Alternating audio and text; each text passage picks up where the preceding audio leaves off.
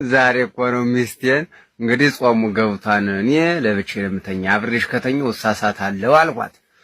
ኧረ እኔ ብቻዬን አልተኛም ቅጥቃጤው ምንም አያሰኘኝም ወይ ሌላ ሰው አብሮኝ ይተኛ አለችኝ። እንግዲያማ ሰለሞን አብሮሽ ይተኛ የልብ ጓደኛዬ ነው ምናምን አልኳት። ኧረ ቅጠራው እኔም እወደዋለሁ እሱ ጥሩ ልጅ ነው ምናምን ብለኝ እዤው መጣሁ። እወደዋለሁ የልብ ጓደኛ ነው።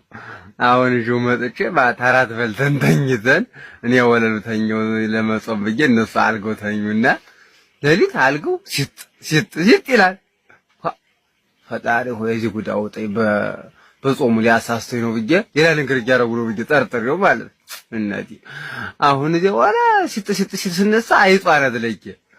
አሁን ዱብርብ ስትል አይጧን ሳይ እነሱ ቦግስ አረገው ራሱ እነሱ ምንም አያረጉም ተቃቅፈው ተኝተዋል ዝም ብለው እና ጓደኛዬ ይቅርታ ስለጠረጠርኩ በጾሙ ይቅርታ አድርግልኝ የኔ ምስኪን ጓደኛ።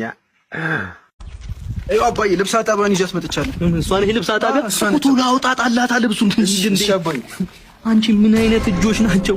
በዚህ አይነት እነዛ በላብ የጠቆሩ የሸሚዝ ኮሌታዎቼ አጥበሻቸው አይደለም ገና ስትነኪያቸው ንጭቅቅታቸው ሙልጭ ብሎ የሚጠፋው አንቺን የመሰልሽ ዳውላ ድራፍት እንደጠጣ ሰው ሽንት ሁሌ አረፋ በአረፋ መሆኑ ይገርማል። እንዴ ለአንቺ የሚሆን ስራ አትሄዱ ለምን እዚህ ተመላላሽ አላረግሽም? አይ ጋሼ ኑሮውን እያወቁት ያው ባሌም ስራ የለውም ለዛ ነው ስራ ማልመርጠው። እንዴ ባሌ ስትሰማው ልበል? አዎ ጋሼ ድንቄም ባል አንቺ የማንንም ጭቅቅት እድፍ አጥበሽ መታመጪውን ገንዘብ ቁጭ ብሎ ይበላል አይደል? ሲጀመር አንቺ ነሽ ጥፋተኛሽ። እንደኔ ምን አጠፋው ደግሞ?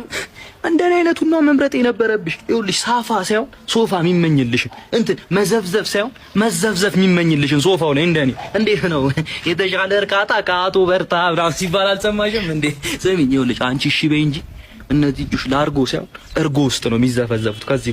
ከዚህ በኋላ ሳሙና ሳይሆን ሳውና ያስፈልገዋል ይሄ ሰውነት እያልኩሽ እኮ ነው። አይ ጋሼ ትጆትስ የምን ልጅ እንዴ አሁን ልጅ ሲል ሰምቻለሁ።